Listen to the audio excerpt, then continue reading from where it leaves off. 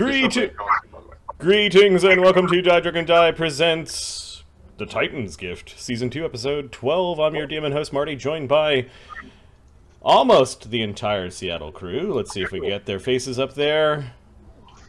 Mics are hot, hot, hot. Hot mics. Get your hot mics. Get your hot mics, yeah! How's everyone doing tonight? Oop, let's get Blake up on there. So good. You guys want to do a round of how'd you do's? What have you been up to in the last week or so? Yeah. And how do you feel about coronavirus? Not a fan, man. Not a fan of the coronavirus. Is that too soon? I've been doing okay. I've been writing some C++ for the first time, kind of professionally. I've done a lot of writing of code, but C++, not a lot of that. And it's a very picky language. Powerful but picky. Yep. Have you like done a bunch of memory dumps or memory leaks or anything like that yet? Not that I know of. Okay. Right. Okay. So the answer is yes. Oh, so nerdy. That's so nerdy. Yeah. That's awesome. Good to hear that your job's going well, though. Yeah. No, it's Someone like it's going well. I'm pretty successful. I think I'm actually getting better at C++. It's nice. Nice. Cool, Luke. Congratulations. What's up with you, man? Good. Yeah. I just got back from Colorado a little bit ago. Met up with some buddies I grew up with. Did some skiing, drank some beers, and then played a lot of this game Frostpunk over the weekend. And in between bouts of that, started stockpiling supplies to isolate myself in my apartment to survive the outbreak. Right. I did that already this weekend. Funny. That should be good. That should be good for a while. What were the names of the slopes that you went down in Colorado? Were they all like the death-defying names, or were they named after like small fuzzy animals? Fire. Like the devil's anus or something like that. It's like, what? They're pretty mundane. They're pretty mundane, like humps and the slots, and like it's pretty generic. But I would go in on all of them. So even the ones that are like, don't go on this, you'll die if you don't know what you're doing. So I didn't die, didn't get hurt, so that's good. You know, I've gotten pretty hurt skiing before, so not getting hurt was a big priority here. It's good. How's Frostpunk? Oh, dude, it's so much fun. If you're into like city builder games, it's a ton of fun. You get to force children into to work your factories, and sometimes they have to work 24-hour shifts, and sometimes they're mangled by the machinery. Because child labor is what we want to.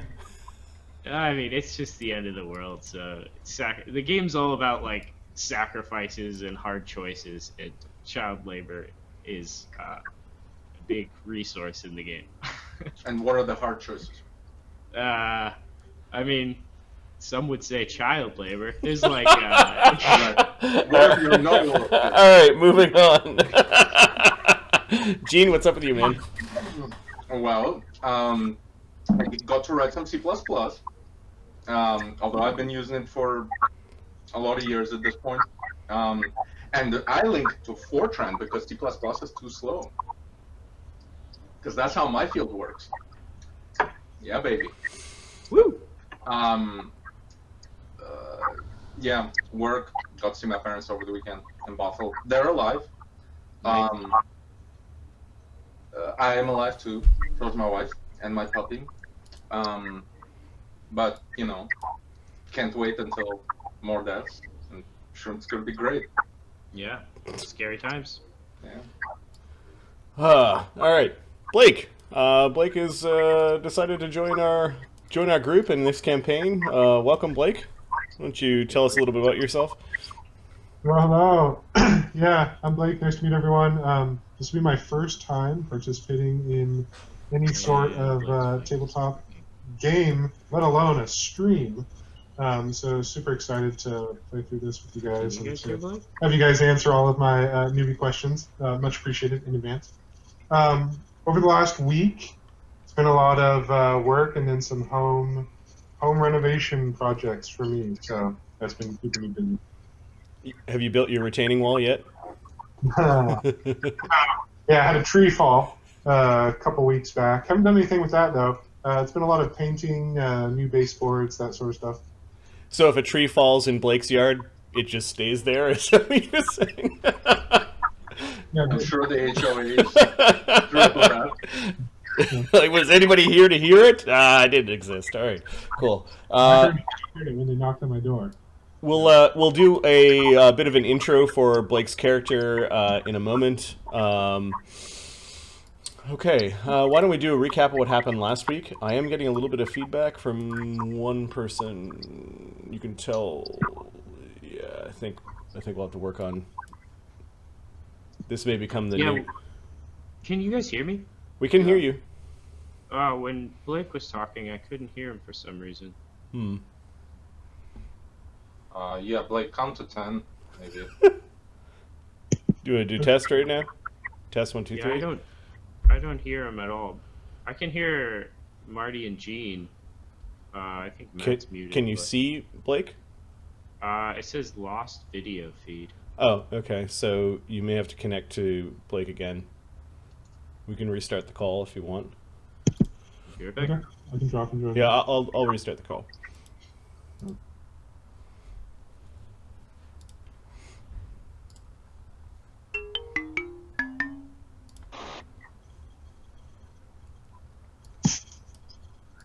Did this help? Blake, can you say something? 2, 3. Yeah, I think I can hear him. Sorry. All right, now I gotta get all of our faces back. Just give me a moment. Well, somebody else wants to do the recap of what happened last game.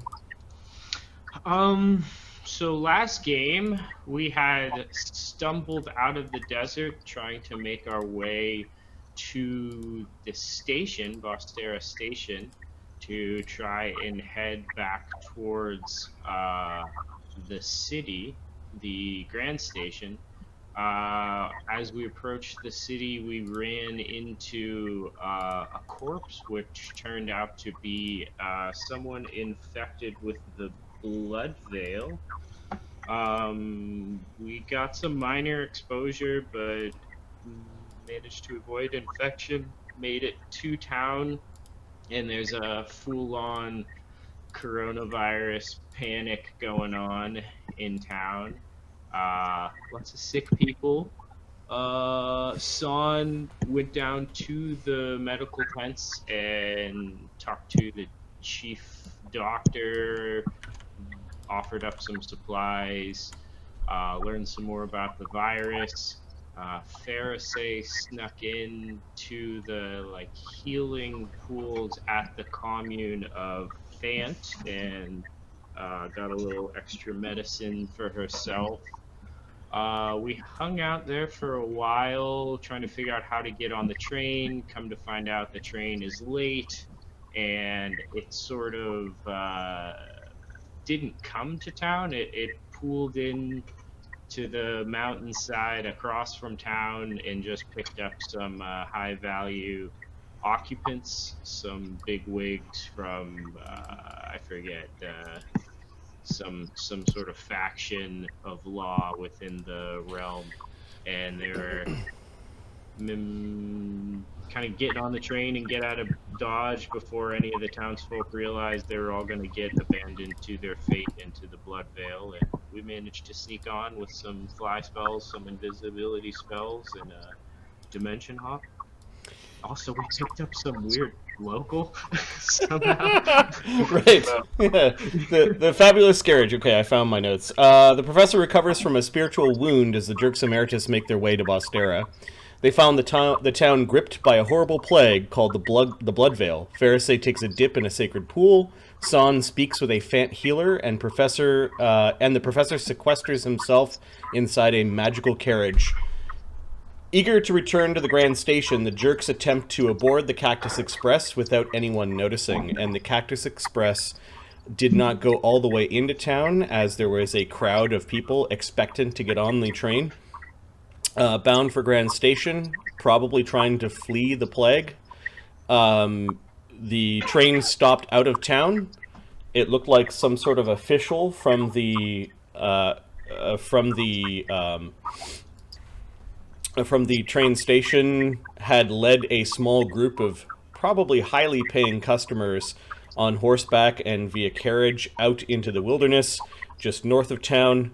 They boarded, and the train basically backed up and headed towards the to the Ether Realm, leaving those 60 or so people waiting along the Bostera station.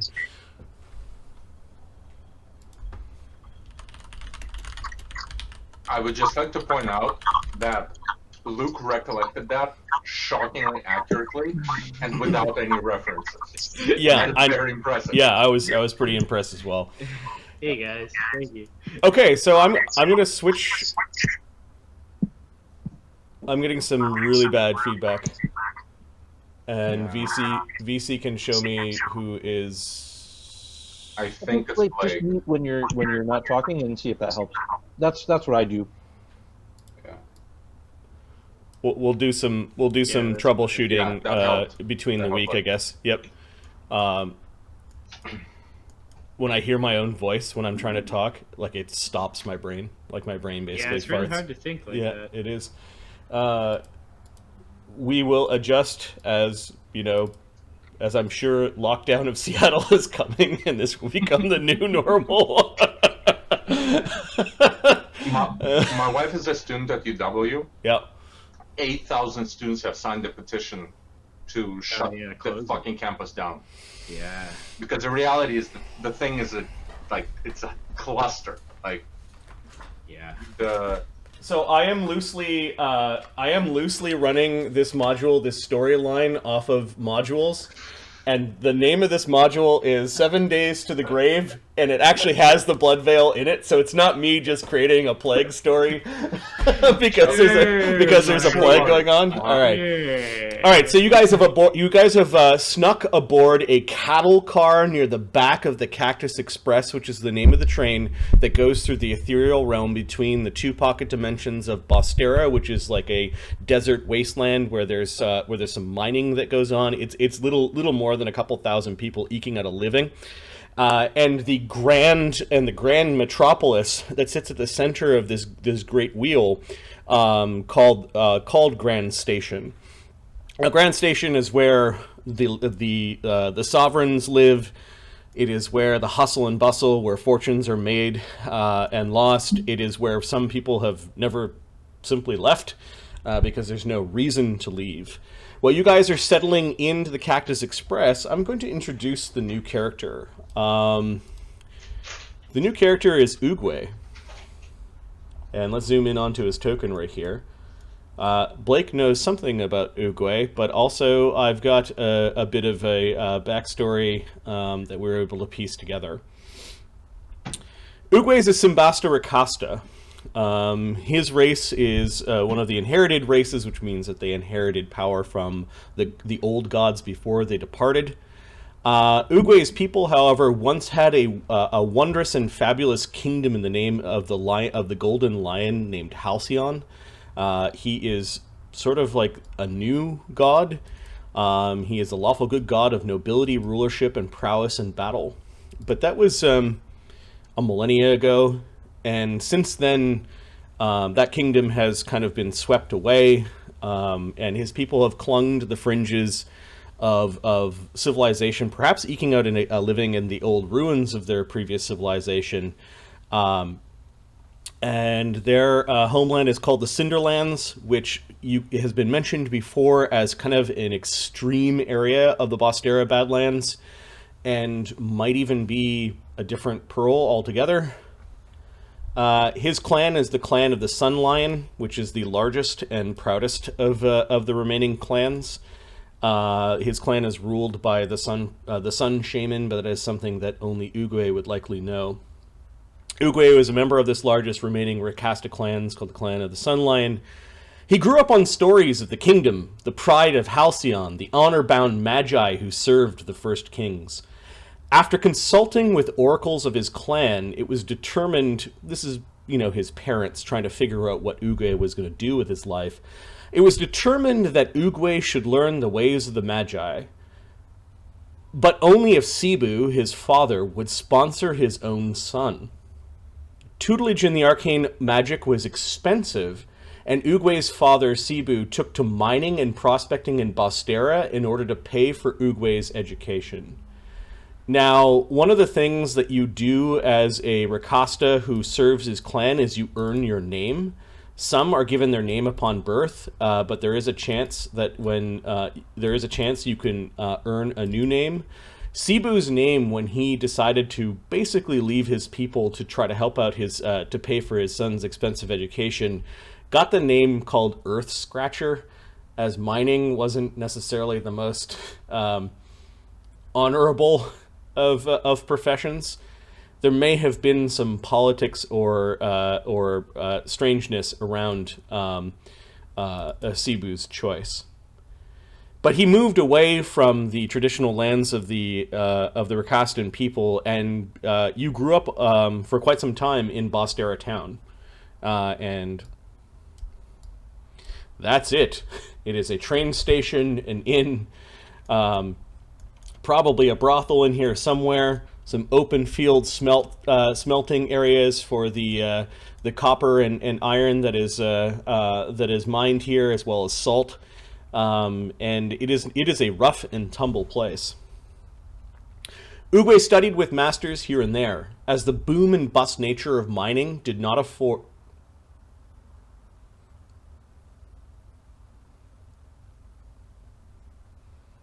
Have we got a Blake?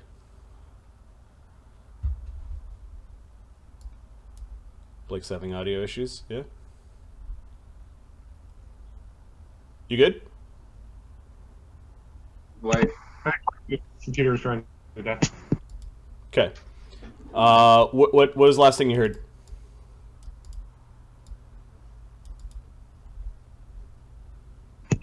Name that I had earned, but may not have wanted. There we go. Oh, that's right. The name that your father earned was Earth Scratcher, as he basically mining was not seen as an honorable profession. Perhaps there may have been politics involved in his quasi-exile. Oogway studied with masters here and there, as the boom and bust nature of mining did not afford for steady, predictable income.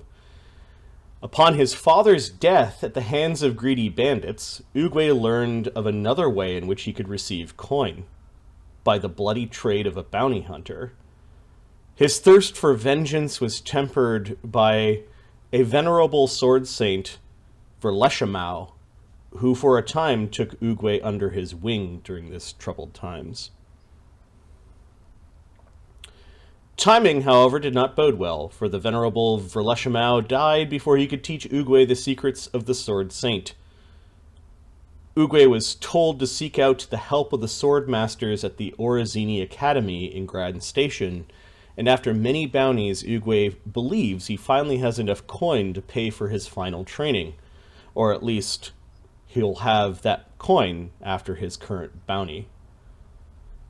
Plague struck Bostera as Oogway was hunting the Skellar-Knot brothers of Fiddler Shiv. Oogway followed them onto the Cactus Express, stowaways en route to Grand Station. I really like this name.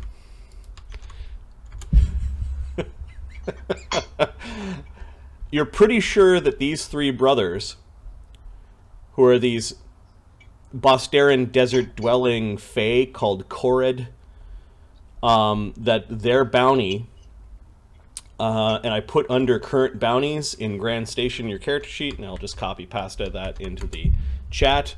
It is a warrant that you have. The Skellar-Knot brothers of Fiddler Shiv, wanted dead or alive for murder, larceny, illegal hangings, and torture. Brick-a-Brack and Bruck are the three brothers, and they are worth $1,000 apiece, to be collected at the office of the Field Marshal, at the Citadel, or any sheriff's office at terminal stations. Proof: body, person, or braid and beard scalp, which is an interesting form of proof. Either one of those would prove that you have person means alive, body means dead, and, well, if you want to be alive after a braid and beard scalp, you may not be doing too well. This bounty currently is in a scroll tube that you carry on your person. When you found out that they were going to, like, you kind of spied on them. You found out that they were going to go on to the Cactus Express for some reason. You're pretty sure they didn't buy a ticket. How did Oogway get onto the Cactus Express? Did he buy his way? Did he sneak on? Did he try to convince the locals that he had business onto the Cactus Express? Yeah, I think he worked to barter his way on with the locals. I think sneaking on would have been dishonorable. So he definitely tried to finesse his way onto the train. Okay. You do have some natural charisma. Let's see how well this went. Your diplomacy is +5. You went the lawful route, which is appreciated by the people who are actually in the know. And I'm going to drop some tokens down near Oogway.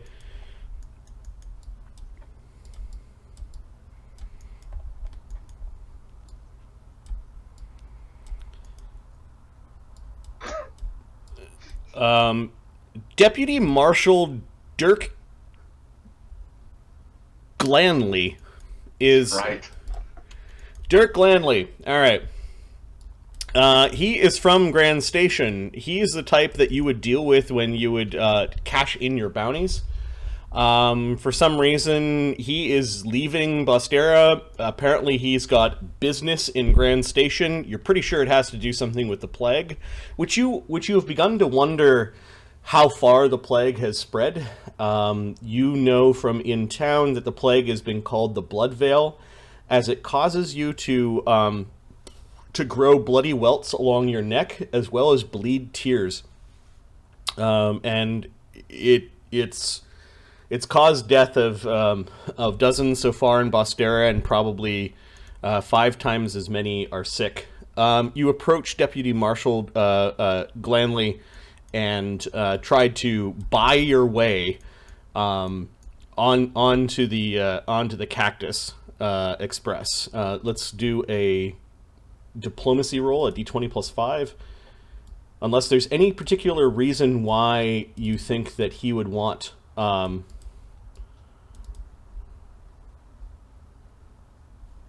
Is there any particular reason why you think he would be, that he'd care? Are you offering him a bribe, or are you trying to convince him? I think I'm trying to convince him. I don't think I'm trying to offer him a bribe. I am a little suspicious of his character. Yep. So I think I'm going to try and go the honorable route still, right before offering any sort of bribe. Well, are you Sword-Saint, or are you not, he says.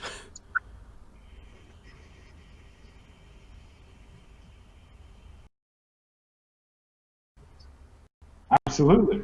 Through and through. Well then, if you're a Sword-Saint and you can afford a fancy blade such as this, and he looks down at your katana with a very fancy handle, and some nice wrappings that is at your belt, well, surely you could afford to help pay for protection during your travels.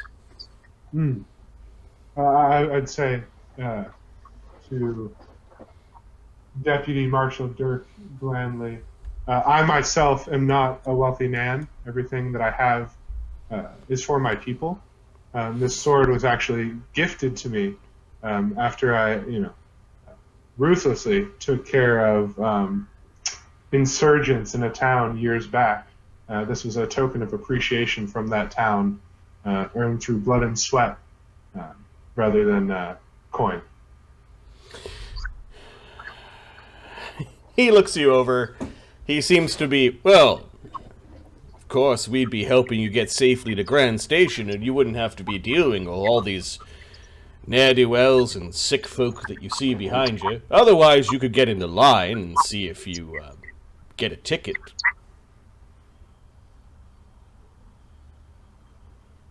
Give me a diplomacy check at this point. Your D20 plus 5. You appealed to his lawful nature. I will give you a plus 2 bonus to that. So D20 plus 7. If you put a 1 in front of the D, it will actually...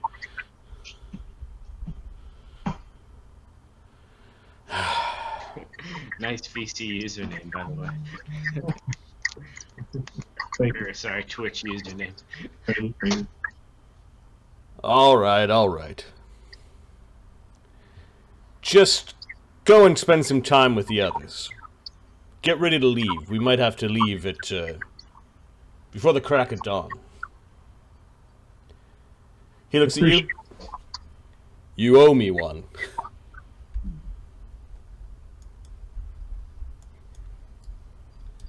He strides off, and you end up kind of packing your bags and waiting with a group of people. They don't mingle amongst themselves. They do include a Templar Major. This is an intimidating man, not by his gait, but by his weapons, but by his position. Templars, you're pretty sure they protect religious places, but at the same time they hunt down those that insult the gods, both old and new. There is a Rakasta merchant, perhaps, that has paid his way. He greets you. You end up talking a little bit with him. He is a... Let's see... he's a spice merchant, and he managed to pay a considerable bribe for a proper ticket.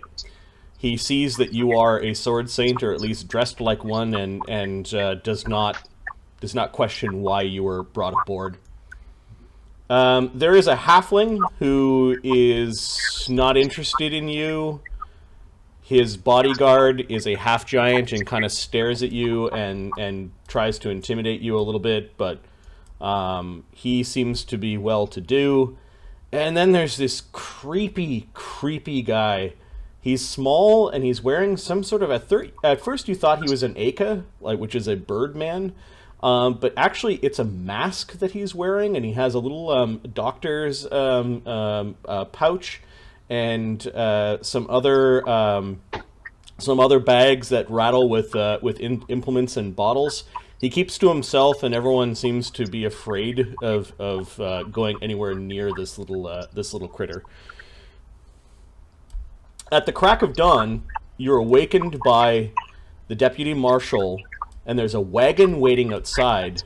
And very, very quickly, they load you onto this wagon, which then goes riding very, very fast to the north. The train didn't actually come into the station. And they soon have you boarding the train off of the wagon, and you do see that the deputy marshal is kind of like making sure that the people that he allowed onto the train are actually going. There are no exchanges of tickets. You're just sort of brought onto the train, and uncomfortably so, you are brought into a very, how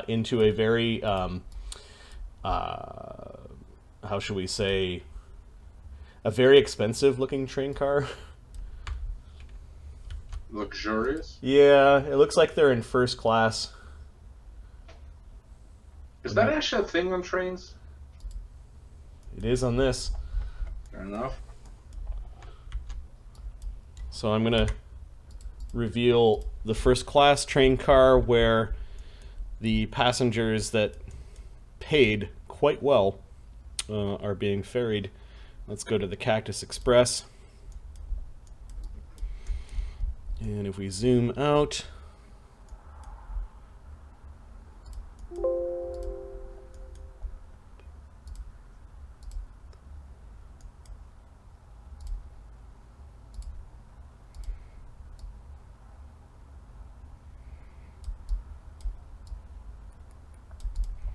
There is a first-class dining cart and a first-class sleeping cart, as well as sort of a like day rooms almost. You are shuffled in. You can see that there are at least a dozen guards, Turk guards. These are the Trans-Ether Rail Company, as well as the Deputy Marshal. You are given a room, and let's see who you share the room with. Probably not the halfling and his guard. Give me a D3.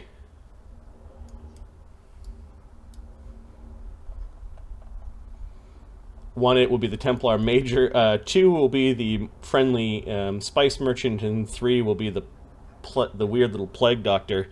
Okay, you lucked out. The gods are on your side, and apparently 2 catfolk. Yeah, we're gonna stick the catfolk in the same room, and the Inquisitor or the Temple Major gets to spend time with the plague doctor. You overheard that these 3 brothers were gonna jump the train. And the luxury of this place is with soft sheets, and everything has got a filigree or a nice embroidery or really fine work. The utensils. It kind of makes you feel a little bit awkward with the wealth that is just simply in this train cart. Is well beyond the means that you have lived. They get you settled, and early that morning, the train leaves the station, or leaves the vicinity of Bostera, and begins to chug across the Bosteran landscape, cutting through the hills, and pretty soon we'll be going towards the cave that you know is the exit of Bostera and the 3-day train ride to Grand Station. Let's shift back a little bit to the other party, who is beginning to settle in. They are in one of the cattle cars. We've got the Frilled Surprise in his cage. Mockernam's kind of sitting next to the JE wooden door. Zephyros is just plopped down in the middle of the cattle car. You've got Branch, who's hanging out with San and smoking some of the leaf. You've got Tech, who spends some time curing some more of the meats that were perhaps uncured and just tending to the meat sled. You do have 3 Yurthak eggs that you know, one of which contains a living Yurthak. I'm not too sure if you're spending any time with those. Henry looks like he's got his books out and is kind of looking through a book, and the Crawling Claws is wandering around. Pharisee, not quite prays, but kind of communes a little bit with the spirit of autumn. The train is underway, and none of the Turk guards bothered to look or even they loaded up the horses in the other cattle cart. Lucky for you. Is there anything like trash? Can I see what normal trash and stuff is in this car? What do you mean? Or boxes? I'm looking for what is the normal sort of boxes that are around in this kind of car, or This is storage. A cattle car. You do find some some old maybe bridles and on some hooks. You may find some cattle prods. There is a pile of hay. If you're looking for stuff in this big space, I could draw you a pile of hay. Yeah, so I will turn to the rest of the party and say something like, "Oh, well, I don't suppose they'll take too kindly to us stowing out here if they discover us. We should have a plan in case someone pokes around. I was thinking something along the lines of this." I will There's some burlap bags of feed in the corner. So you've got hay and some feed. I will take out a wand of silent image, and I will cast a silent image like along one of these walls, and I will just make a big pile of stuff that looks like it's hay. There's piles of feed, but just something so that all of us could gather on, like, say, this side of the train car and be in the image. So if somebody looked in here or did a cursory walk through, we could all get behind the image and keep quiet and maybe go unnoticed. So you're saying you're making an illusion here? It'll be more like, Okay. like it'll, yeah. And so we could all just like get in there, and someone with a cursory look. But this will just be a demonstration. I just used like a pretty low level illusion to do it. I'm just showing them that, hey, if somebody comes poking around in here, everybody get ready to do this. Okay. Tech looks to Pharisee kind of like for direction, and he Seems reasonable. He moves. If we need to, sure. Okay. I can also create some fog if we have to, and of course we can just take anyone and throw them off the train if push comes to shove. Yes, all valid solutions. Yay, magic, says Pickle. Yay, puns! As she does a little pirouette around around Pharisee as she's I'm all blind too, I suppose. So why are you headed to Grand Station? This is Branch, the halfling that just seems to be one of those types. He joined you guys in the cattle car, and he's like something stuck to the bottom of your shoe that won't go away. He's cool. I mean, someone turns to him. Just something along the lines of, got a friend there. Haven't seen him in a while. Want to meet up? Friends are good. Friends are good. Yeah, that's about the level of, sophistication of thought I expect from someone who's been smoking for like 4 hours now. Yeah. He's not very deep. He seems to be easily distracted, and then he just, very trusting, goes over to the pile of hay and is gonna take a nap. That's my boy. I look at him lovingly. Then, lean against, the elephant. What's his name? Zephyros. And just keep smoking. Mm-hmm. He seems to be tired from being up all night and just simply kind of goes back to sleep. Yeah, he's sitting down. No one's going to move the several thousand-pound Fant. Mokranam does come over and join San. Is it for eating or keeping? Son chuckles, takes the joint that the not druid left, and hands it to Mokranam. No, seriously, is it for eating or for keeping? Son tries to recount the last time he got the bag to smoke. I guess it's for eating. Oh, no. A weird pseudopod. You think it's like a tongue goes and grabs the whole thing. You could hear it singeing, but Mokranam seems to gobble it down instead of smoking it. Although there's little trails of smoke coming out of the sides of his mouth, he seems pleased. Let's go back to the rich cabin. Zalraza, he turns to Oogway after you guys get kind of settled a little bit. I don't know how much Oogway is unpacking. Zalraza seems to have some important pouches of spice, and then he's got some personal effects. He definitely looks like he's carrying everything he owns on his back. Are you here on a job? In search of work, actually. Oh, yes, I suppose your trade keeps you busy.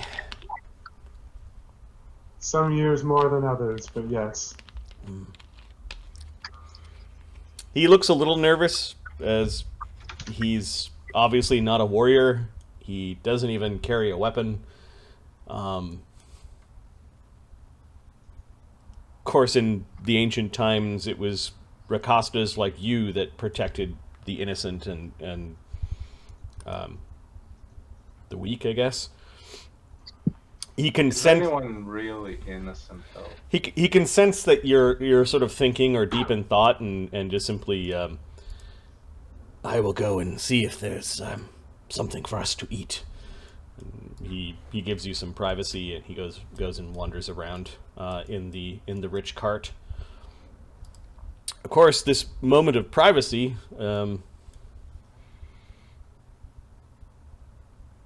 You've got a job to do. Those 3 murderers are somewhere on the train.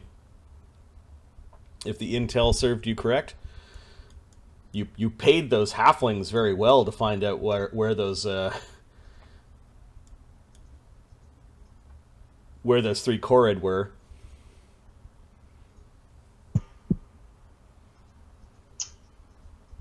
Did I pay them well enough to tell me where in the train they are? If not, it feels like I should follow what clues I may have and start poking around. You doubt they're paying passengers. Mm. These chaotic beings probably do not. You can't see them waiting in line for a ticket or spending money to go on a train.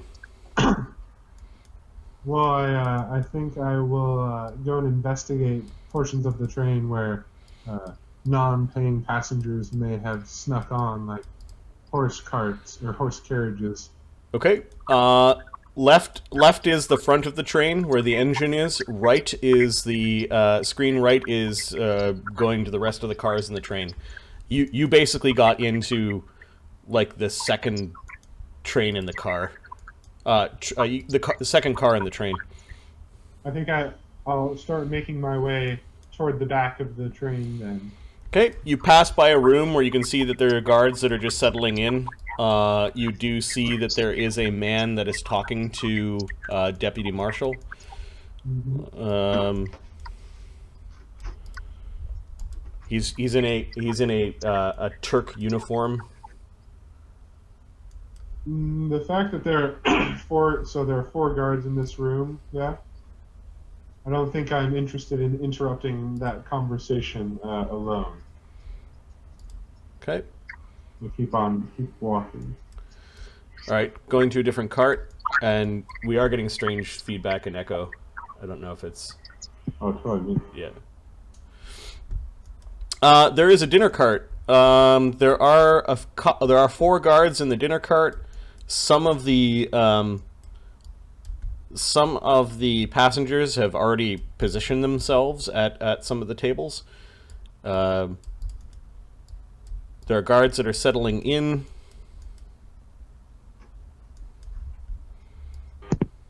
I think I go up to the 2 seated at that second table and ask to take a seat, hoping to overhear what the guards might be talking about. Oh, I've never dined with a Rakastan before. Sure. The name's Ched. Urncaster. The pleasure's all mine, Ched. You may call me Oogway. This is my friend, Bomus. If, you're here to collect a bounty, Bomus might have to, have words with you. I appreciate that, friends. Know that I am not trying to collect a bounty at this moment. I'm just here for some grub and conversation. Being a successful miner means that I've got a lot of enemies. He twiddles with his ostentatious mustache while speaking that. Bomus does not seem to be a creature of many words. He just sort of looks you up and down and is now grinding his teeth while staring down at the table. Yes, I have captained no less than 6 mining companies. All successful. Well, except for that one time.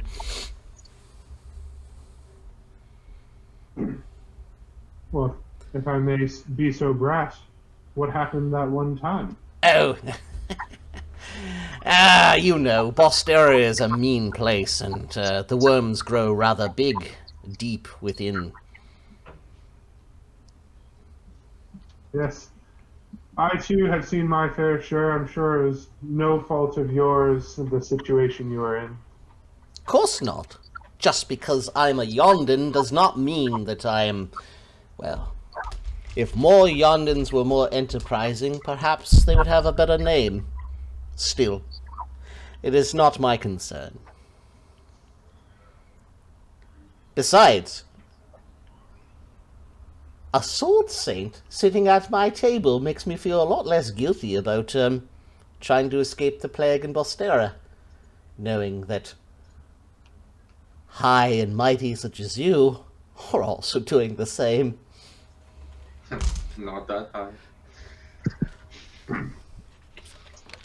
Now tell me, you're here for a job, aren't you?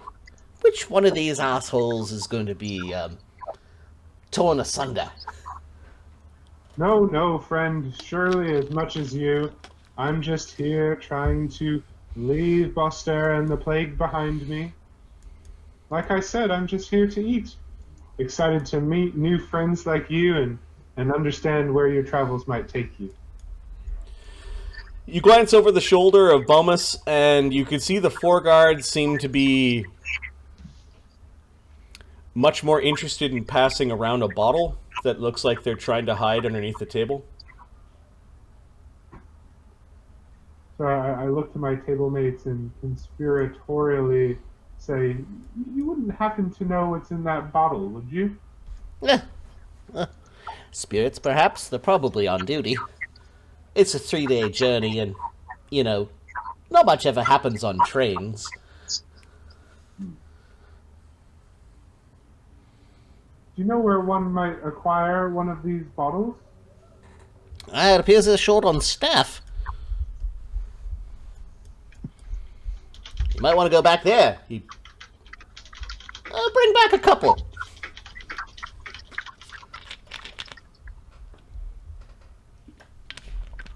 I think with that I will take my leave from this table and continue my journey toward the back of the cart. Okay, you can feel Ched Earncaster's watching you as you go. It's like he's appraising what you have on your belt and what you're wearing. Yeah, 2 bottles. One for me and you, and one for Bombus. I smile but say nothing as I walk away. The finery that is on the table kind of puts any of the places where you've had your meals in the last 29 years to shame. You make your way back to a kind of like a kitchen cart. There's nobody in the cart. It's well stocked. You do see behind a cabinet that there are some locked up booze. And there is a door that leads to a hallway with you're gonna have to mute in between talking, Blake. There is a there's a storage area and some like servant beds. It appears that somebody's put on a pot of coffee, and it's kind of like almost burned down to undrinkable. So perfect for Starbucks. I think I'm interested in investigating this room over to the back of the kitchen where all the storage barrels are. Yep. Foodstuffs, beer, water, wine. There are all sorts of meat stuffs hanging, like cured meats hanging from the ceiling, and big bags of vegetables and other things that might keep well for a long journey. It does not look like they have restocked like some of the more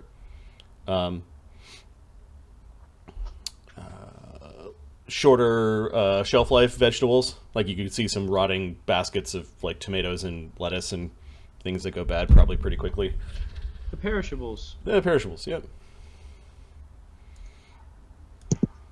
I think I may grab some food for the journey. Some of the non-perishables, if there are any. Yep. Your your mouth salivates as you find some fine spiced sausage with some Bostera pepper. You recognize it. You've had it before. They probably got it in Bostera, and you fill your sack full of a long line of sausage. Chewing on a couple of sausages, you go and check out some of these other areas, and it doesn't look like anyone has been in here. Okay. Continuing on, there is a space where it what would this be? Probably more storage. It looks like this could be secured, but it is open. This back chamber is also some secure storage, but it is open. Like nobody has had time to move any goods in there. This last place is more of like a broom closet. The train sounds relatively empty. All right. With that inspection done, then I think I continue on. If there are other cars. Okay, this is where the common folk eat and probably drink and gather. Long tables with benches. There is no cutlery or finery on the tables. Those seem to be stored away in locking cabinets.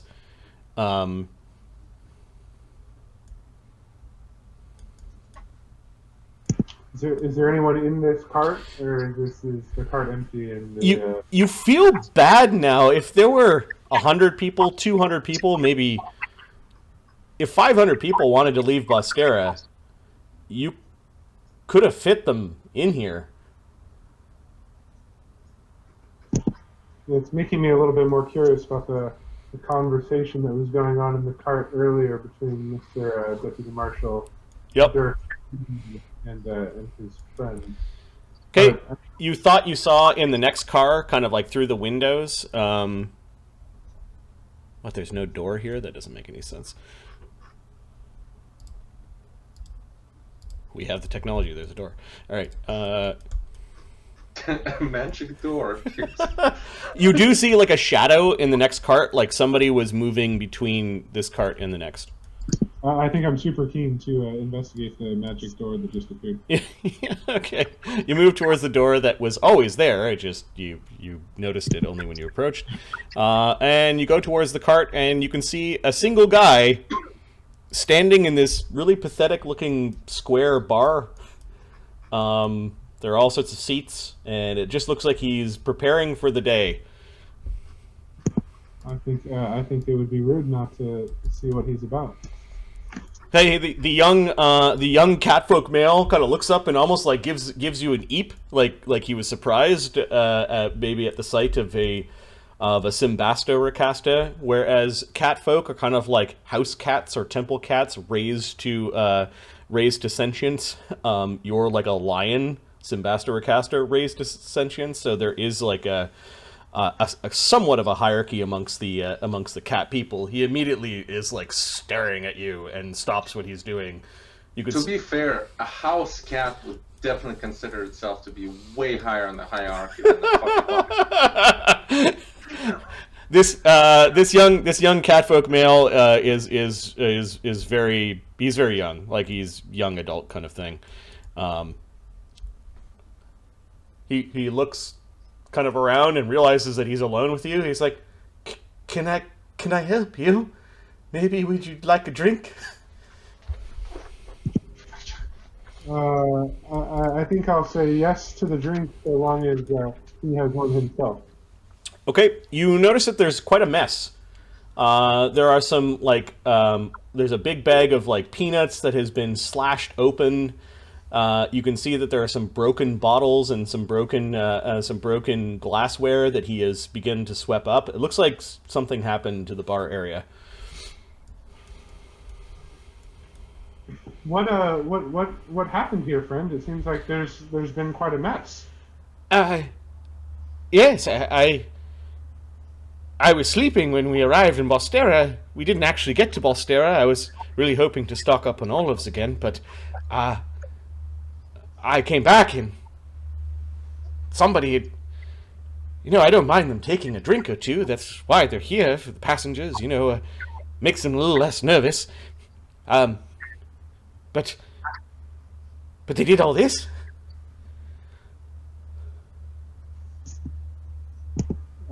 Did you get a good look at them? No, but I did find this. And he kind of pulls up this big kind of like... the kind of thing that a catfolk would pull out of a drain. Like a big clump of black wiry hair that looked like it was floating in like a half-broken bottle. What? There's his hair everywhere. This is everywhere. This is you found this throughout the cart. Oh, yes. There was also something really weird. You see these. He pulls up what looks like a. Like just part of the bar that looked like it got like the actual bar of the bar that looked like it got knocked over, and you can see somebody took a bunch of napkins and made like half a dozen nooses out of the napkins.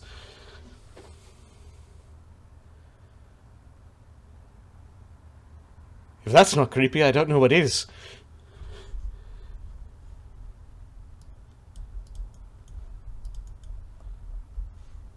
It appears the whiskey has you muted. The drink was very strong, and your tongue was burning a little bit. Oh, that's well. He reaches up. They didn't get at this, and he pours you some really nice nutty and smoky whiskey. Quite hospitable over this conversation of murder and intrigue. I'm curious, were any of the nooses that you found... Somebody was murdered? You described nooses, I thought you said. Yes, they made nooses out of napkins, unless they were murdering mice. I see. Did they leave anything else behind that I could... Just this wiry hair everywhere, and he kind of puts down another clump of it. It's all soaked in... I think that's beer. And he goes and gets his mop, and he continues to try to clean up. Is there any sort of check I can do on this hair, or to try and figure out what it is? You could give me a knowledge nature. I do not see that on your character sheet, and then a knowledge survival might help you. Or just a perception check. Perception check, maybe. Okay. +7. I'll let you add 2 because he's pointing things out that are weird. It's D what +7? D20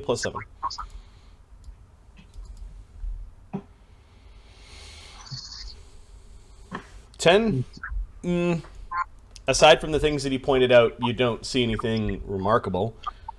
Okay. Do you mind if I take this with me? As a memento of our conversation.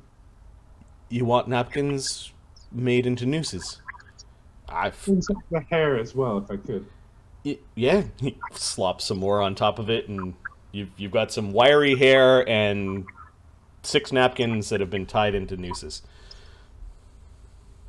Thank you so much, friend. Is there anything I can do to help you clean up? No. If they caught me getting the passengers doing my job. Fair enough. Well, I appreciate the drink then. I guess I'll be on my way. He kind of tilts his head expectantly towards a broken tip jar. It looks like whoever came here smashed the tip jar and took all the money. You can see a couple of pennies left behind, but... Do I have much money on me? Yep. You do have money. It is in the bottom of your sheet. It looks like you have a pouch with 47 zollars. 47? Which is paper money. You've got 4 gold coins, which is equivalent to a zollar, which is not paper money. Yeah. 13 silver dimes and 47 copper pennies called zents. I think 50 copper pennies then for a tip fields. Okay. More You notice you dumping a bunch of change into the... He nods to that, and yeah, just get rid of your copper pennies. And with that, I think I take my leave and continue heading backwards in the car.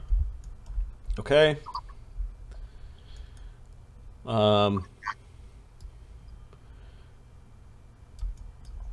You make your way to the next car,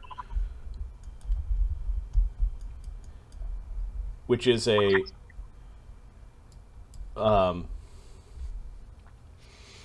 like a seating area. Also, could be sleeping area with different compartments, and then a sleeper car. Uh-oh. Oh, man. You can see 2 guards, actually, in this next car.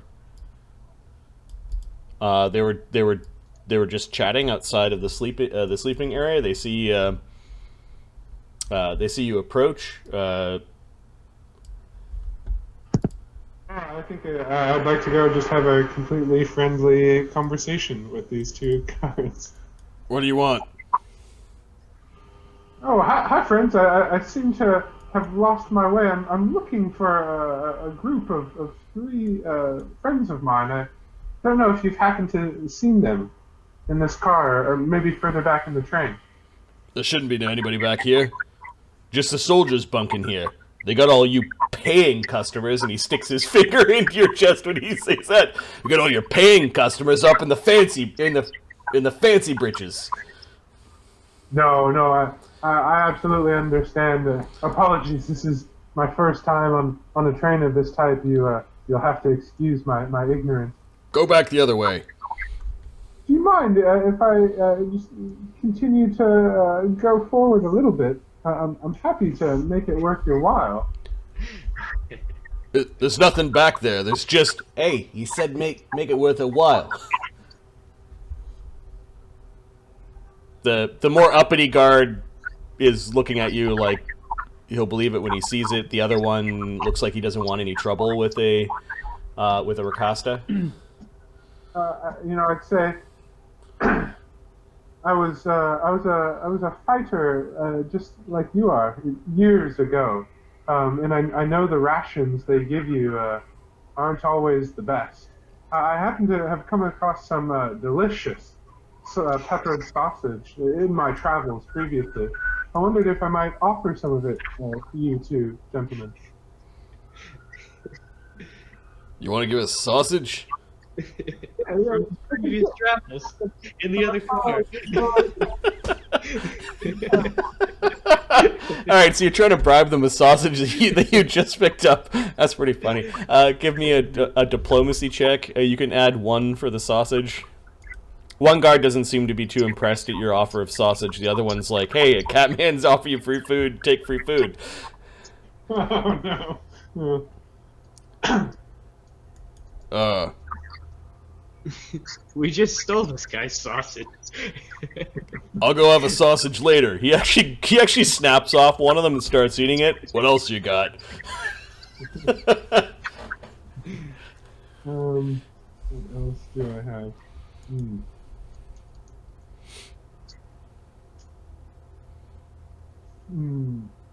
I wonder if I might, having spent much time on the road and in my travels, right? You've found ways to be creative with materials that, I have collected over the years, from whittling to things like origami. And I think I noticed one of the guards. He has that air about him, like he may have a family back home, and I wonder if I couldn't origami something. All right. So you grab. We're actually gonna make this a skill because D&D and points and skills. It's like you see a poster for some like advertisement on the wall, and you kind of grab that off the wall, and we're gonna add that as a skill. Which when you level up, you can add points to it later. We're gonna call it probably craft origami, or yeah, it seems like a craft skill. Paper folding. Origami. Right now, you only have a 1 int in origami, and you could actually, if you wanted to move a point from one other skill into origami now, I'd let you. Where are my other points? The ones you could probably move things from are, let's take one off swim. Okay. You've got 1 point in swim, 1 point in origami. So you got a +5 in origami. Okay. So am I rolling a d20 plus 5? D20 plus 5. Move Not 20. Nice. So I just want to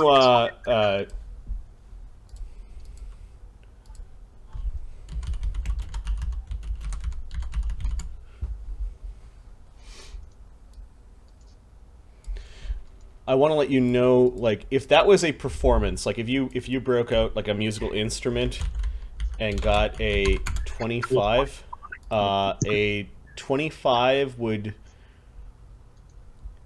be a memorable performance in a prosperous city. You could earn 1d6 gold pieces per day, and in time may come to the attention of noble patrons and develop a national reputation. So, Right. well, yeah, you turned garbage into what kind of animal? What origami animal did you make? Ooh, Or object? I think it's a swan. Okay.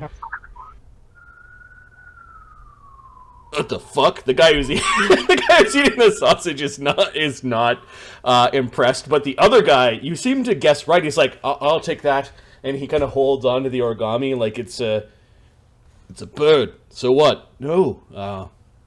This is. Thank you.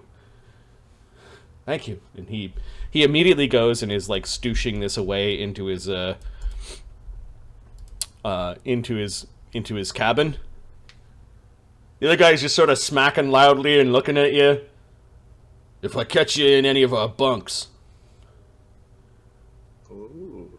trying to steal what little silver we got. I wouldn't dream of it, good sir. I think the work you all are doing here is far too valuable. You absolutely need your rest. I won't bother you any further. He kind of does that thing where he moves off to the side, but only moves so far, and your shoulders kind of roughly bump. He's strong. You're probably as strong as him. He's probably biting off more than he can chew. Like, you know that the guy who guards the train with 12 other people is probably not the guy who has spent many times doing one-on-one dueling. But all sorts, and you seem to be left to your own devices. It does look like guards have hastily thrown their rucksacks and some equipment into these sleeper cabins. This brown area, I think this is just from a past adventure. I'm just gonna erase that. That white thing is a hatch to the roof. Oh no! Oh man, I know I don't have a passive perception check to hear anything on this train, so this will be fun. At this point in time, both Oogway, as well as the Jerks Emeritus, and perhaps others on the train, notice that there's this, like, sort of a lightning crack that comes from the train, from the cart. For Oogway, it sounds like in the direction you're coming. For the party, it sounds like it happened in one of the other carts. But there was a lightning crack, and then there's light on the outside of the train that just sort of envelops the train from the back to the front. We're towards the back, right? Yep. It's just this bluish light, and it looks like this electrical stroke or something just sort of like waved over the entire cart. There is a wash of energy over everyone. Yes, there is a sort of feeling as you go through the gate, but this happened in the wrong direction. It's like there was some sort of malfunction. Because we Is hadn't it gone magical? through the gate, right? You guys are about to go through the gate. Okay, and this is something like emanated from the back of the train, Correct. washed over us. Okay. The train shudders a little bit, but it continues to move forward. Is this the same day we got onto the train? This is that morning, maybe a couple hours later. Ah, okay, cool. Can I do like a knowledge planes? I mean, we're supposed to be going through a planar gateway. Do I know about any common sort of things that might go wrong trying to do something like this? Sure. Give me a knowledge planes. 14. So I don't know anything about magic. I know a lot about planes. Can I check into that too? Yes, normally I don't let you guys roll the same thing when you're in the vicinity of each other, but go ahead. It was It was magical. You don't know whether it was planes or not? I mean, then I can't really apply it. Because yeah, I don't know anything about magic. Oh no, so Let me that's see. for the professor. It must be something magical that happened. It's like maybe you got struck by lightning. What was that? Ooh. Son, you've seen this before.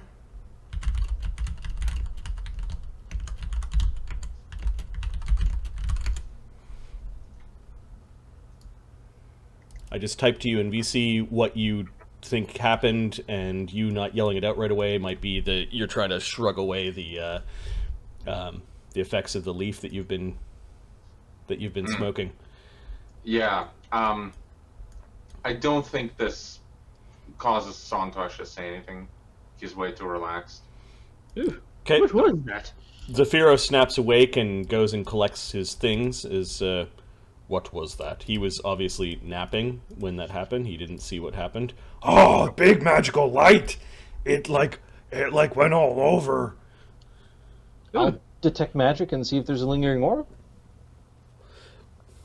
Yep. Give me a spellcraft check, Pharisee, as you cast Detect Magic. Detect Magic takes 3 rounds. Oogway, what are you doing? Sure. Are you rushing towards where you saw the light come from, or...? I think my reaction is to definitely prepare my weapon and go in the direction of the lightning. Okay. What is interesting about your weapon is that it is always prepared. You even threaten people when your weapon is in its sheath. Nice. There are spells that you could cast which are very defensive. A lot of the spells that I picked for your character are the type that keep you alive. Okay. Let me just take a quick look at your spells. Typically, you would cast things that last a long time. Okay. First.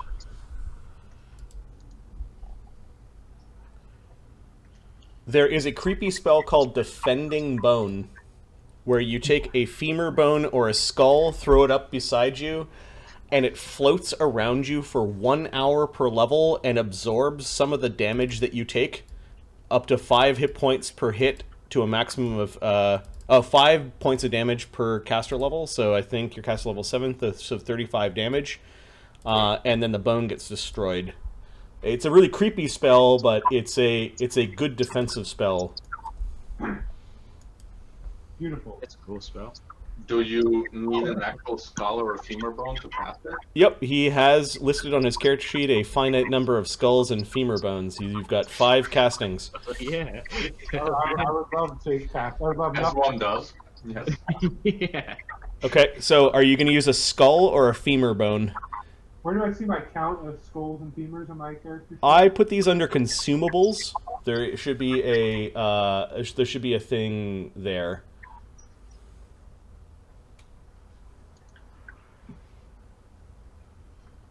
for most spells, you don't need to actually count like casting. For expensive components, we just make it come out of a like a pool of money, unless they're very specific and special components. Got it. I think I'll use a femur since I have 3 of those. Okay, sure. Tick off one of your femurs, and on your character, on your token, I'm going to write down defending bone.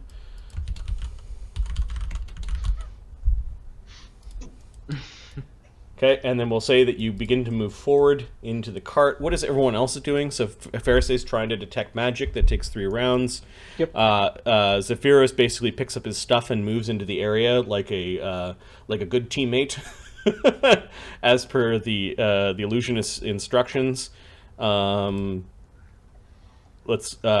is just sleeping in the hay. San, what are you doing? So when God damn it, the elephant, what's his name? Zephyros. When Zephyros got up, Son was leaning against him, so Sona, I'm assuming, fell. Okay. Crash. Okay. That like slightly shook him awake. So I guess he'll just kind of waddle over toward Branch to like kick him. Okay. He doesn't seem to want to wake up. The frilled surprise is still in its little cage, just sitting there in the center of the room. Farisay is concentrating on her detect magic, which takes 3 rounds. Henry, that gives you time to move into the illusory area. I think I'm actually going to get flabbergasted by the whole situation and not step into it. And say to Tech, keep an eye on the front. I'll check the back. And I'll start walking that way. The danger came from the back.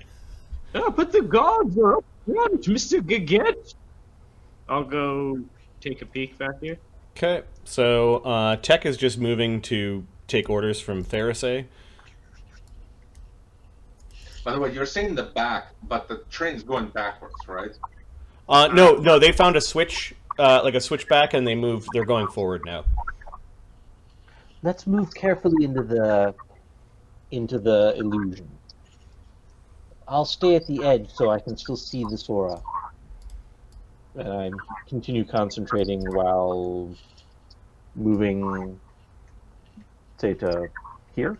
Okay, Tech is kind of looking outside, trying to get a view of what's going on backwards outside. Okay, next round. Well, that's true, because the train is going backwards. Hmm? What was it? Do I see anything out the back train door? From where the magic came from? You kind of see. I described this next cart as like a cattle car, but with maybe a prisoner transport or a place where people can be secured. You are sort of looking through the windows into this cart, and you don't see any movement or anything back there, at least from your current vantage point. You know that there are 2 more cars. There's another car, and then there's the caboose, if you will. I'll cast invisibility, or vanish rather, and duck into that other and see if I see anything. Okay, Professor, give me a perception check as you're now in a vantage point where you might be able to see something. Was it +6? +4. Oops.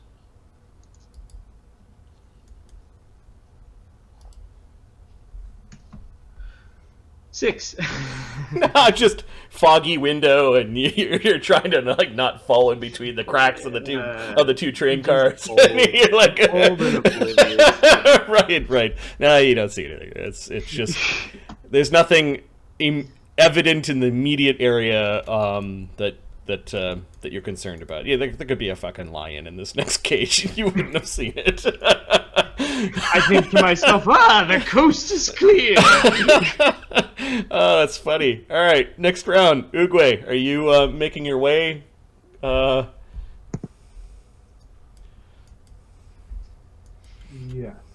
Okay.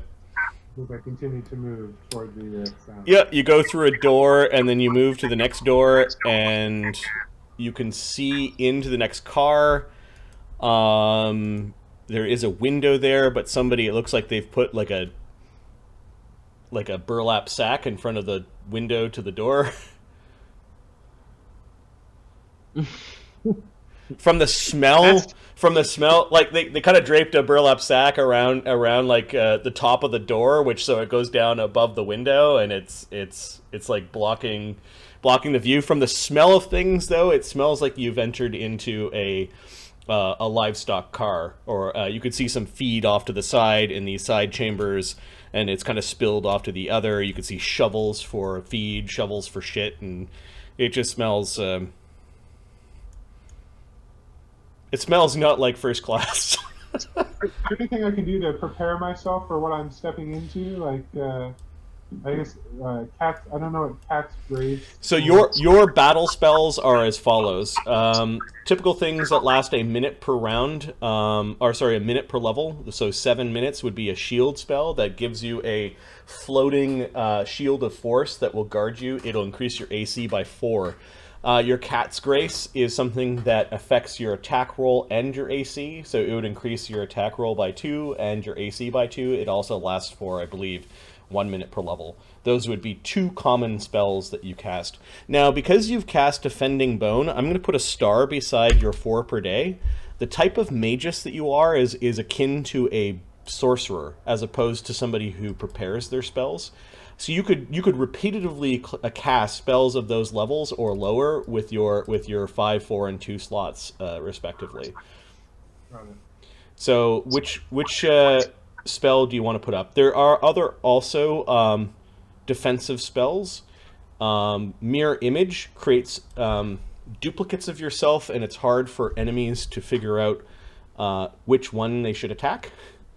It's a way to make people waste their attacks instead of hitting you. Fly is also a really good maneuverability spell. However, you might not want to get off the boat. Like, so... Yeah.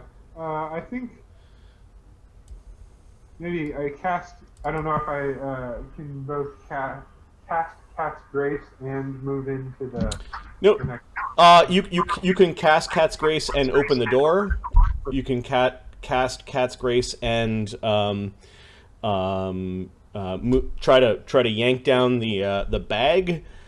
It is a standard action to cast these spells and a move action to manipulate the world around you or to move your speed, and that's basically the economy of action. There are also powers you have to put magic in your blade, and this goes up to the Eldritch Pool power.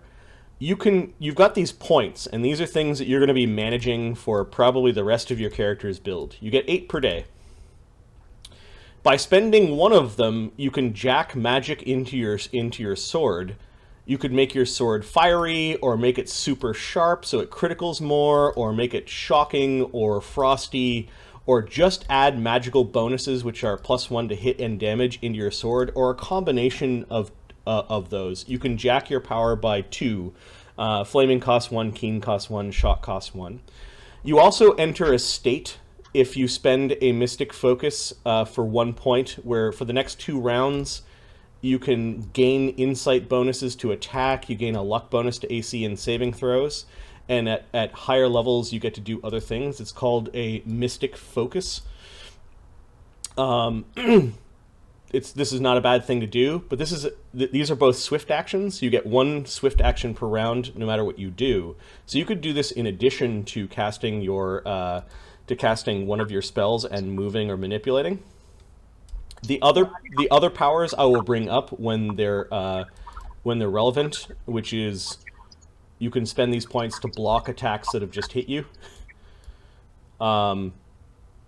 If you spend 2 points, instead of rounds per level or 1 minute to boost your weapon, you can boost your weapon using Enduring Blade for 7 minutes. So you could make your weapon keen and flaming for 7 minutes if you wanted to. I think for now I will cast Cat's Grace and open the door. Okay. So did you guys lock the door or put a bar on it, or I actually don't think so. Not that I know of. Okay. I think maybe that just the outer doors. When we first got on it, I thought Son was barring something. I roped. Basically, I took a rope and I roped the door's handle to, like a stationary part. Okay, we'll say that this door was the one that was roped. No, it was the outside. I don't think we ever mentioned anything specifically about the doors inside the car. Got it. Okay, Oogway, you go to open the door, and it kind of opens a little bit, but you see that somebody has tied rope around the handle of the door, and it doesn't quite budge all the way open. You get the door open a few inches, but you see that the door is... Somebody doesn't want you to go this way. You do know that the three brothers do use rope quite often. Am I able to get my sword into the crack of the door to saw at this rope? Yep. So next round you'll be able to saw at it. So you basically did a move, which was unless you will just want to try to yank it open just with sheer strength. But Yeah. okay, D20 plus 2.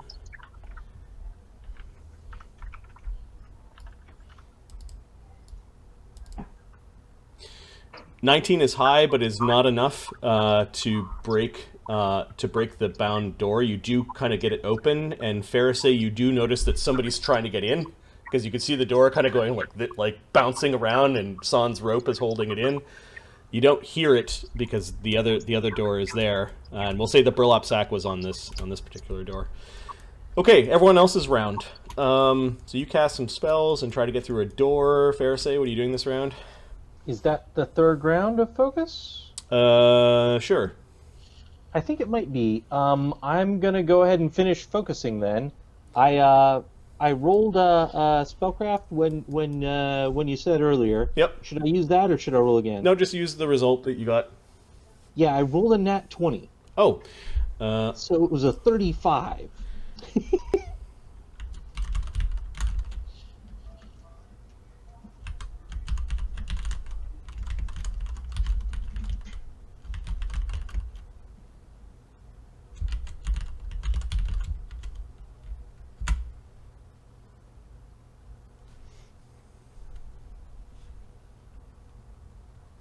Oh. Ooh.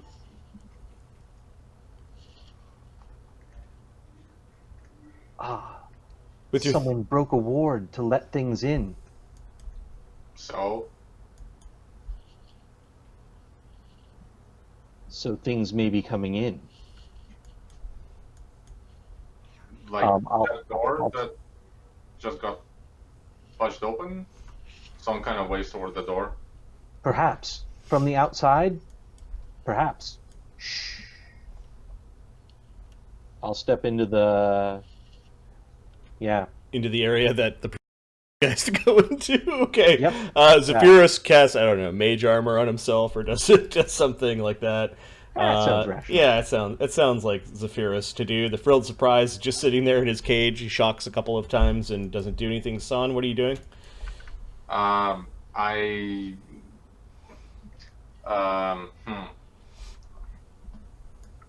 I have any flask on my belt or anything like that with water in it? Sure. I pour some water over the. We got company. And then I waddle over to the Frilled Surprise and open the cage if I still have movement points. You're not a dog. Is what he says. You're not too sure why he's talking about dogs, but he gets up and kind of does a little twirl around and like sees where everyone's going, and I kind of wave him toward the Zephyros, Okay. as I sort of waddle over the first surprise to open the cage. Okay. Tech is just basically going to... Actually, Tech is opening up the side door.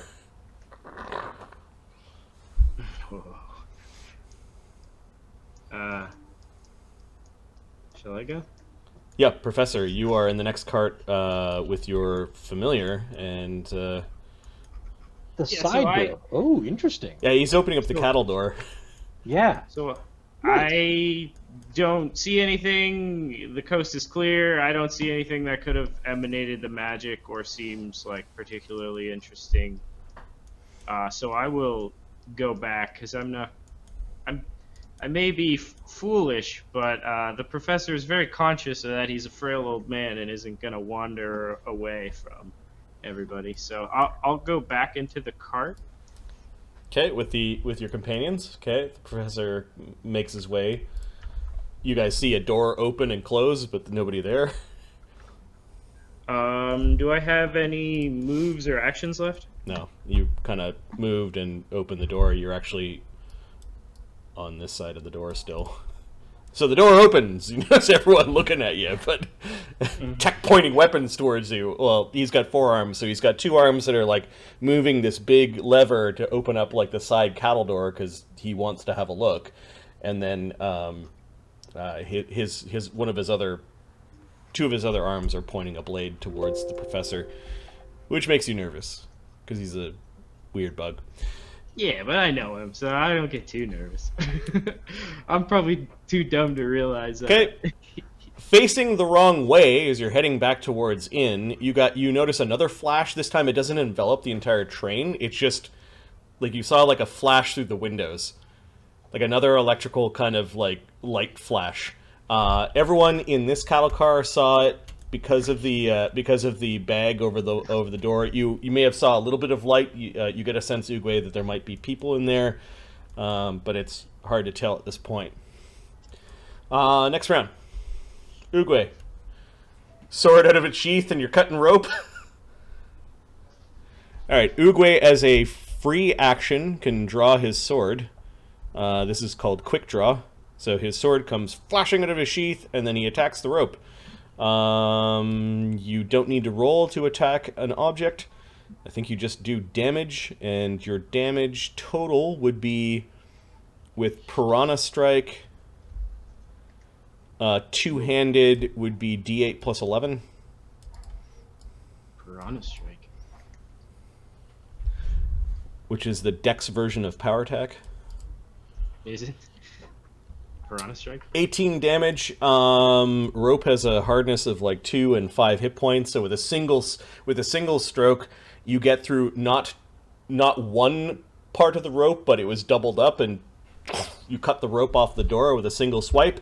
And then as a move action, you can put your sword away without AOs. So as part of your next move, like opening the door and kind of stepping in, you could just kind of sheathe your sword again if you wanted. Yeah. Okay. Like a boss, Oogway has entered. And you can see through the window a whole bunch of weird people standing in the cattle car. You didn't quite expect that. You can see first this tiny glowing fairy. She's about 2 or 3 inches tall and kind of floating nervously. There is a fairy with gossamer wings that looks like she's made out of bark, and she kind of looks over at you and your eyes lock.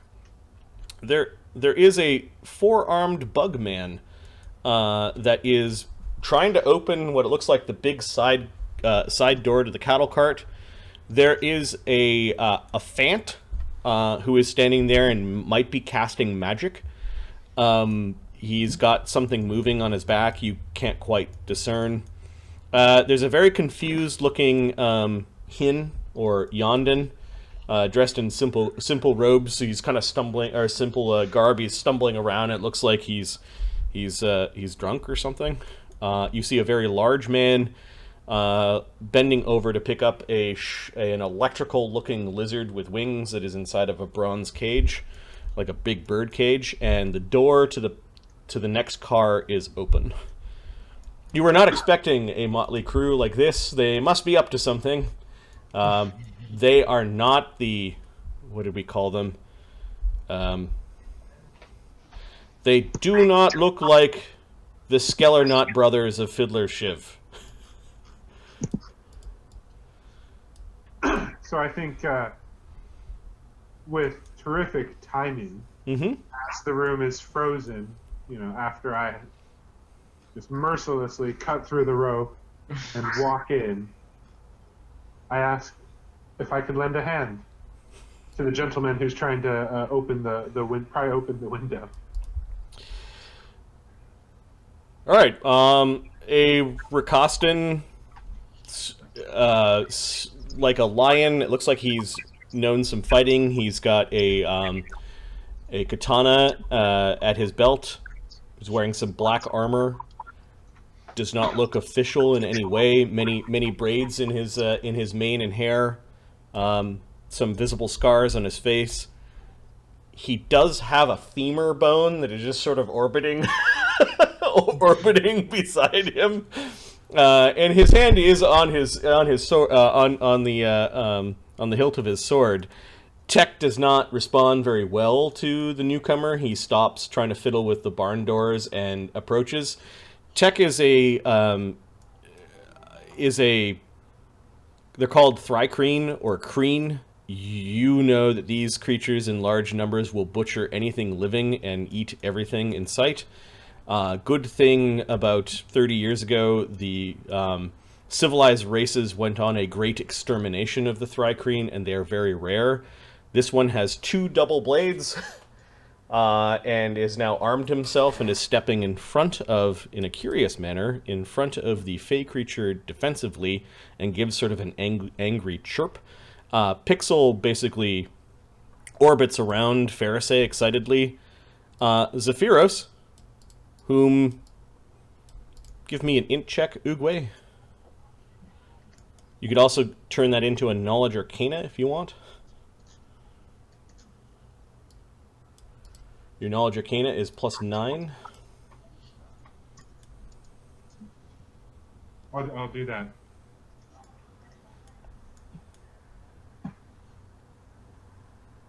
$20. This represents a memory.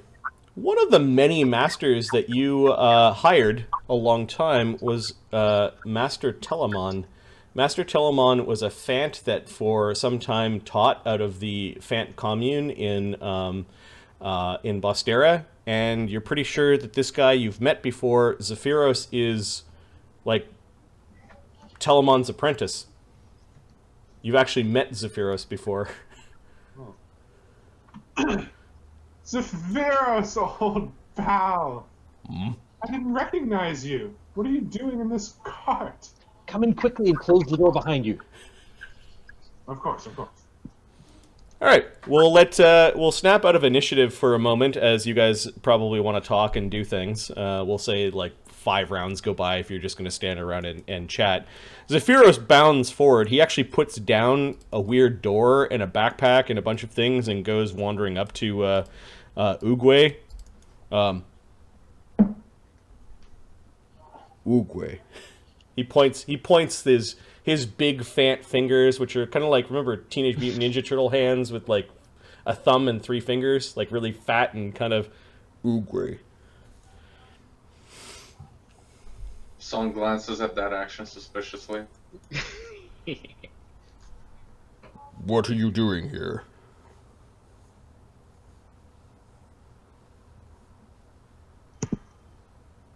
Well, as always, friend, on the hunt for work. Seemed like a right time to be leaving the city. So here I am in search of my next job. It's a miracle I came across you 3, though. I was in search of some other insidious characters. Do you know what the light is? Do you know what happened? I was wondering the same thing. I wasn't sure if the source of that light was inside this car. That's why I cut the rope. It came from back there, and he points way, way back.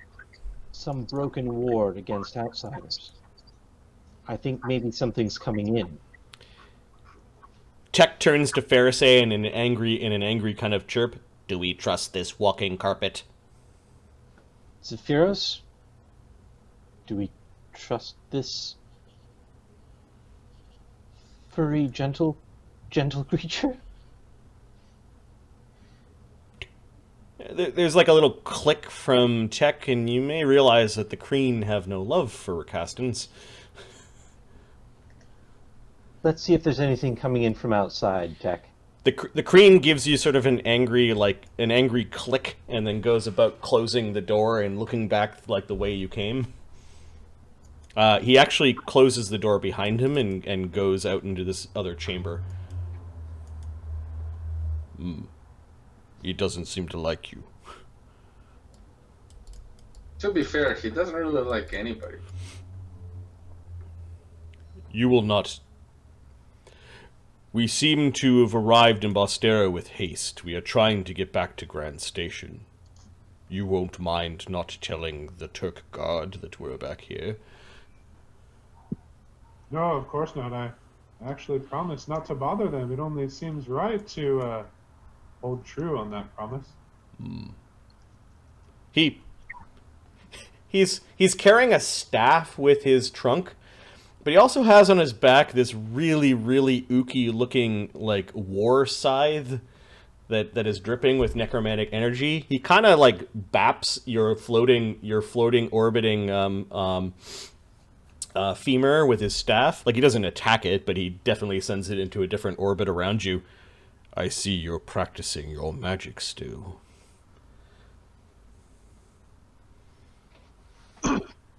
One never really masters the old magics. I still dabble. Sunglasses, the professor. That's accurate.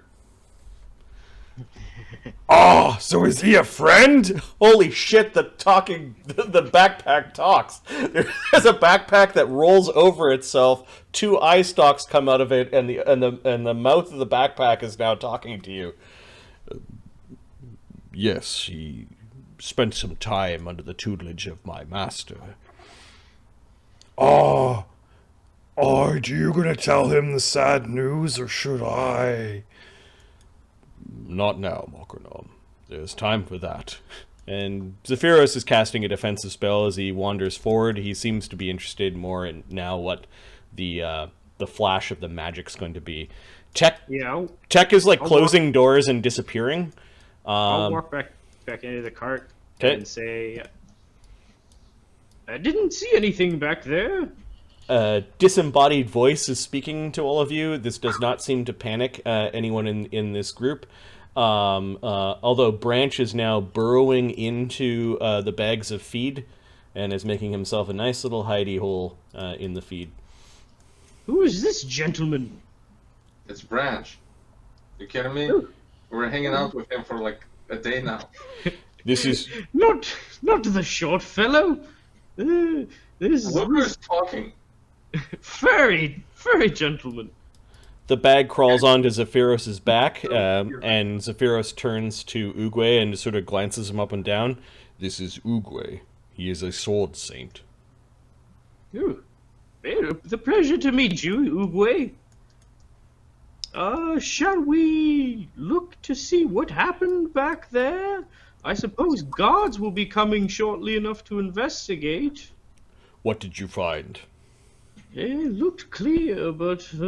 The professor will shrug. No one can see him, but he sort of just has forgotten that he spent so much time invisible. What brings you back this way, Oogway? What are you looking for? Well, having not made it to the city, I found work as we were leaving the station. I'm actually on the hunt for a band of three travelers, much like yourselves. When I stumbled on this room, I thought it might have been you before I caught glance of you, old friend. Son looks around and starts counting, but it's hard because he's still kind of high. Like 1, 2, 4. No, wait. There's an invisible voice talking, and it keeps messing you up. Well, You're counting.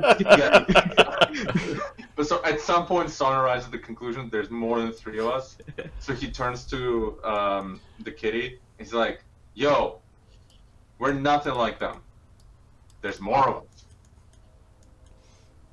And your mission is to shake their hands, to give them money? I have no money.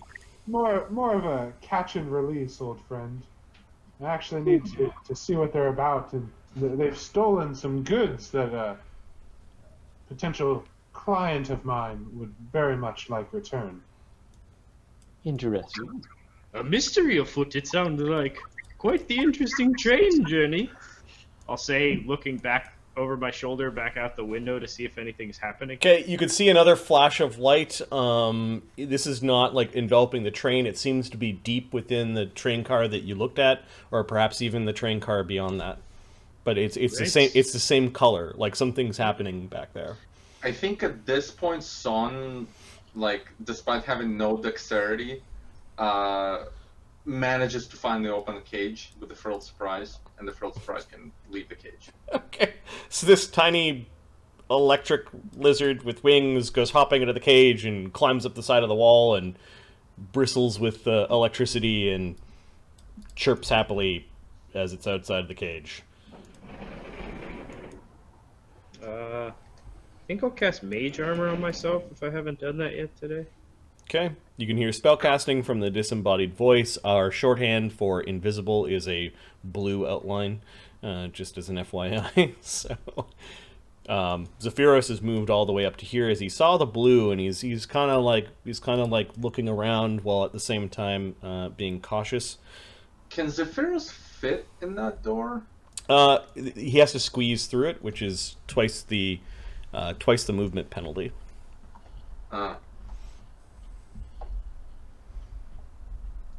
It would be like us going through a Hobbit door. But aren't those like pretty much normal sized? No, like a Hobbit sized door, like a door half its dimensions. Right. Yeah. Okay. I'm going to go ahead and cast Heightened Awareness on myself, Okay. since it seems like we might want to know. Whoops.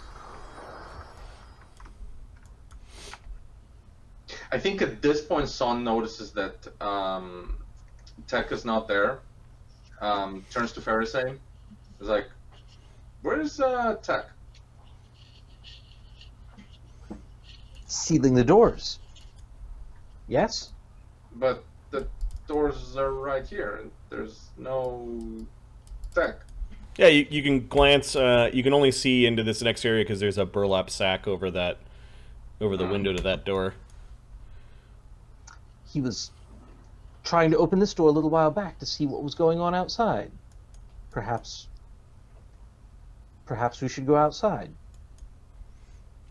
Tech! Yeah, the train is moving quickly. You can see the Bosterian landscape is going by pretty quickly. You seem to be in like a ravine. You guys have been on the train before. You know that means you're very close to entering the gate that leads into the ethereal space. All right, I'm going to wander out this way and try and find where Tech has gone. Okay. So, yeah, you spent a couple of rounds going out this way. Tech has not replaced the rope, although he has closed the door. Everyone can move several rounds. Grab some meat from the meat sled, carry it back to... Okay, so you're tending to the frilled surprise. Yes. Zephyros... I guess as I'm walking back, I'll kind of offer some to Oogway. Zephyros like pounds the bottom of his staff into the ground and just points like angrily towards the door, like he wants San to pay attention. He's standing near the door like he's ready to like hit whoever comes through the door. Get your bow out. This is Zephyros. Oh, it's not time for smoking anymore, son. Son size.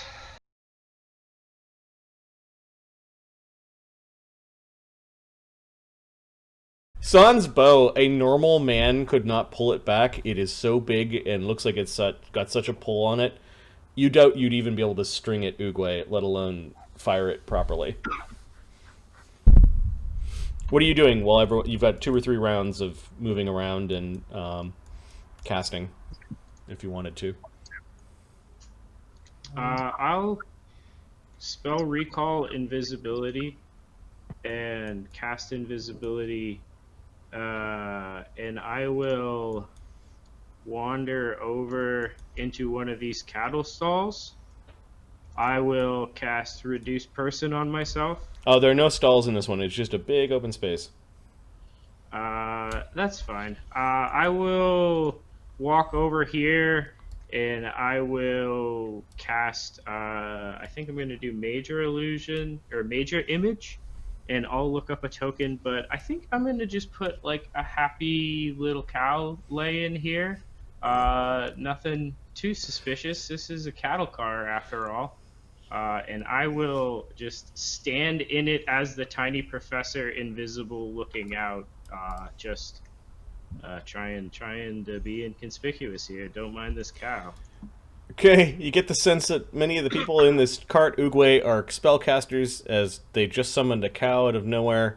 There's an invisible guy wandering around, and you did hear Pharisee casting a spell, although you weren't sure what exactly it did. What are you doing in the next couple of rounds while everyone is wandering around and getting ready? Right now you're just standing in the middle of the cattle cart. Hand on your sword. Is there anything I can do to like understand what we're getting ready for? I'm looking at detect magic on my skill sheet here. So Pharisee said something about a broken ward. You do have knowledge in magic. You know wards are magical runes or things that are cast upon areas or items to protect them. She said something about a broken ward. Yeah, I'd love to cast detect magic on that broken ward if I can. Well, you guys don't actually see anything broken here. Is there anything, if I venture over to the back of this cart, I don't know if we're at the last cart or if there's anything that I might be able to see out that door? Sure. So you're going to go look out, give me a perception check.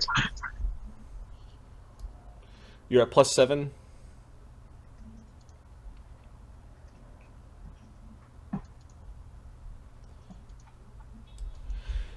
15, you thought you saw some movement, not in this cart, but maybe a shadow moving in the one beyond it.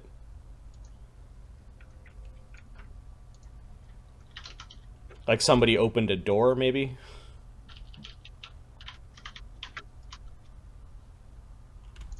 When you guys boarded the train, you weren't aware of anyone back there.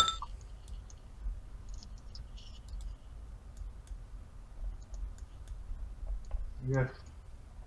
Well, am I able to get a better look if I step through this door? Am I stepping into the next cart? Yep. Well, there's a space. There's a place for you to hang out in front, and then you could be out in front. There is a gap between the train cars where. Let's step into that space and see if I can see anything better without having to venture fully into the next cart. Okay. Are you going the gap on the cart you're in, or the other side? The gap to the right. The gap on the cart that I'm in. Okay. You do see that there is a figure that is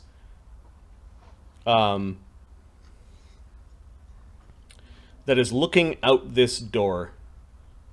It is, and like they're looking out the window, kind of like they're hiding on the other side, and they took a quick peek. It was a very, very hirsute person with a beard. Is there any? I'm interested in getting closer. So there's nothing else in the cart that I'm currently in? You can see down this hallway, you can see a set of bars and a series of doors. It's mostly to control movement of people, so there's a lot of barred windows. And read magic, is that anything here? Read magic would just allow you to read the runes of a of magical writing. So if you came across magic writing, including scrolls, you might be able to decipher what they are with that spell. Well, Yeah. let's venture as far through this card as we can, approaching that next card. Okay, so I'll sneak a see invisibility in there. Cast it up. all right.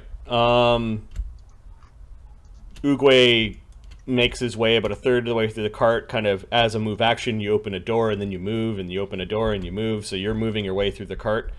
And the professor cast a see invisibility as he's hiding behind his cow, which didn't show up. I'm not too sure why, but No, it's there.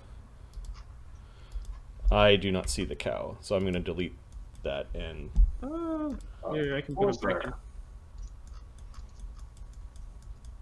the stream, and I could not see the cow.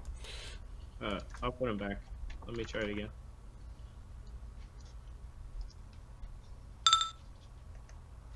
Can you see him now? Yeah. It is a giant question mark. I can see it. Looks pretty. Thanks, dude. Yeah. I really like the picture. Yeah. So cute. Okay, it's gone now. If you drop in VC, I can drop the cow in. Yep. Yep. I'll throw it in the chat. DM needs to take a quick bathroom break before we probably get into initiative, because Oogway, it looks like, is chasing something all by himself while his all the others are hiding out in the cattle car. You get the cow picture? Did you see it? Where is it in VC? Give me a second. Yeah.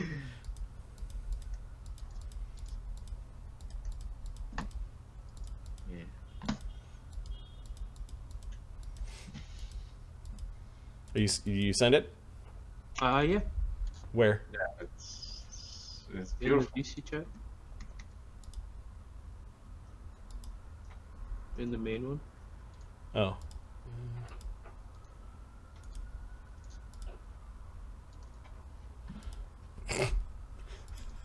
Okay. Yeah, I see it. How do I save image as? Call it nice cow.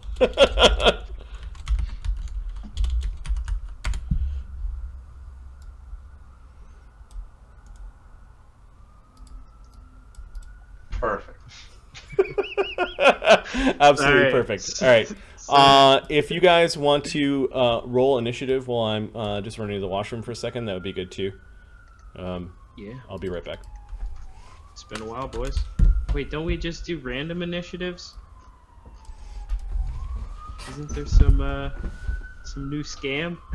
That's what we've been doing. That's what we've done the last couple of times. We got time to roll it now. You want to roll it? Woohoo! Big 12, boys. Big 12.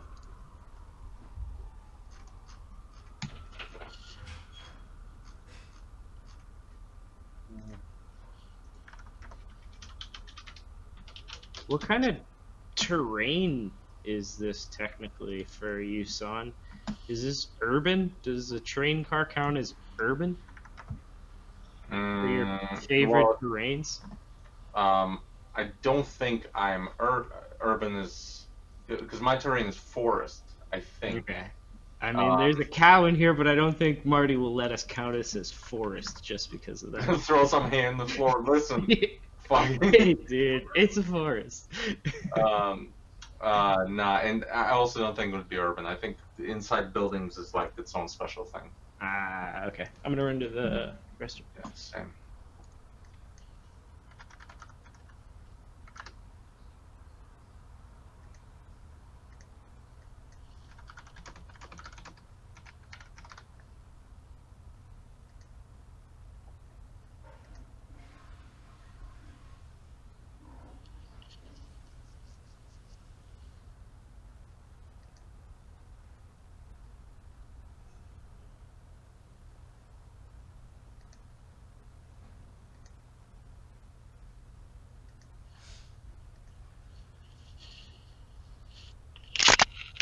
I'm gonna get a